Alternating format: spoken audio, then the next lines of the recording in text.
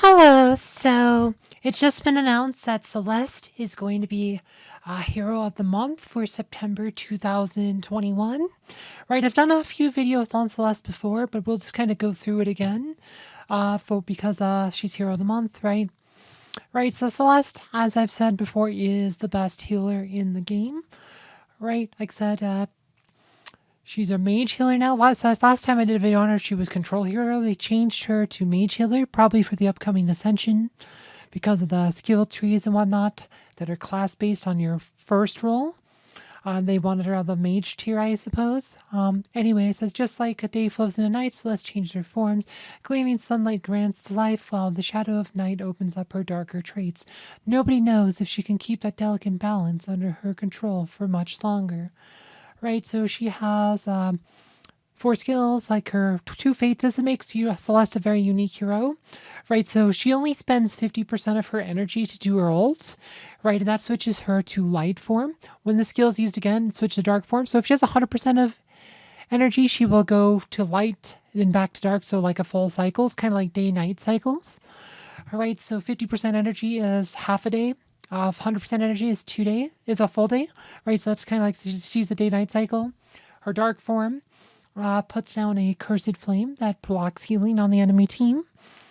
Right, her light form allows her to put a purifying sphere on an ally, which cures status effects and protects them from status effects and heals them. Her second skill, White Knight, this allows her to put Cursed Flame down more frequently, right? Not just from ulting, but also just like periodically. Same with her Light Form, which she can periodically dump Purifying Sphere on an ally, right? So before without this ability, like this happens only with ults. Now she does periodically as well. Limbo, this allows the damage blocked by Cursed Flame to do, the healing blocked by Cursed Flame to do magic damage, right?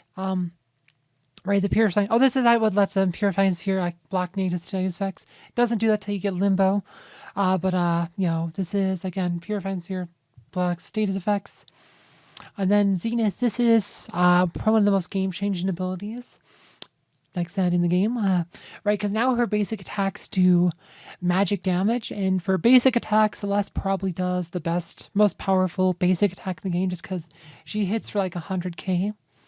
When she's maxed out with with a pet like Merlin or something as her patron, she'll do like 100k hits.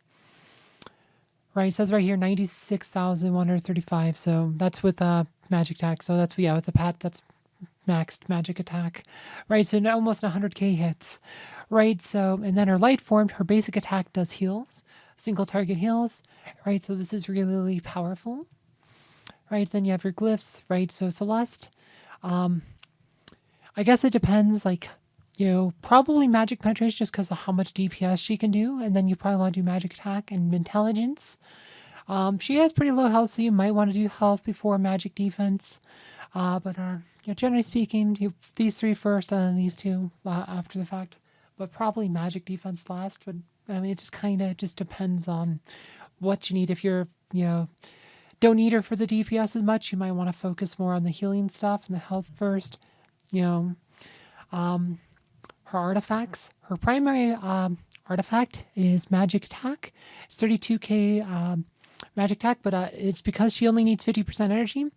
Her buffs only last 4.5 seconds instead of the usual 9. However, because she only uses 50% energy, it's really easy to stack 2 of these at a time right before comboing off with like the rest of your team or something. Like maybe you're using her twins team, right? So Krista puts down an ice shards, and then Lars has his ult up, and you can double tap Celeste to get 64k magic attack, and then use Lars ult to get a huge bonus boost to that magic damage, right? So that is one advantage of that.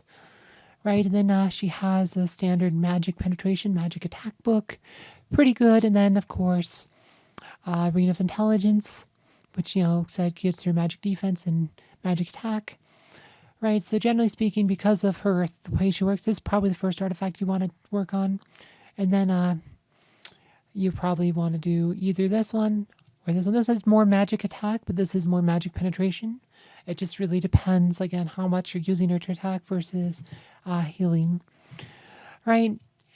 And then we have to talk about her skin. She has 4 skins, right? She has 2 magic attack ones. The winter skin is only available during Winterfest in around New Year's, right? That's a fun skin. But she also has a spring skin, which is also magic attack. And then she has romantic, which is magic defense.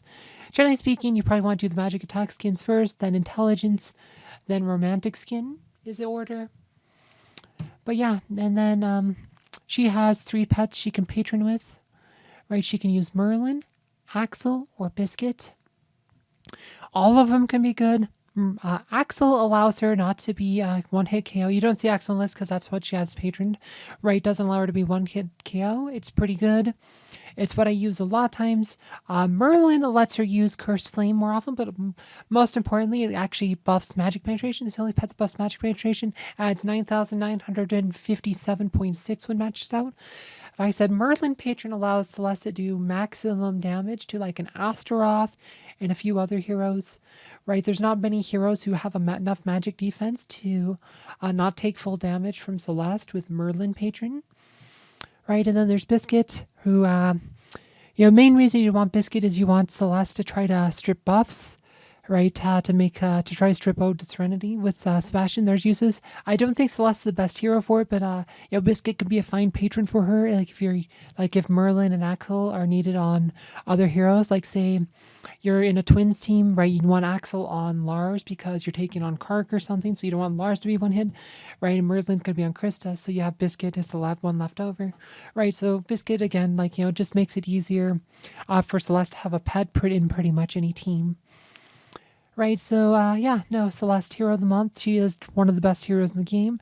You should definitely use this event to take advantage of her. Not event, but this month, you will get her. If you don't have her already, you will get her. And if you do have her already, you will get some more souls.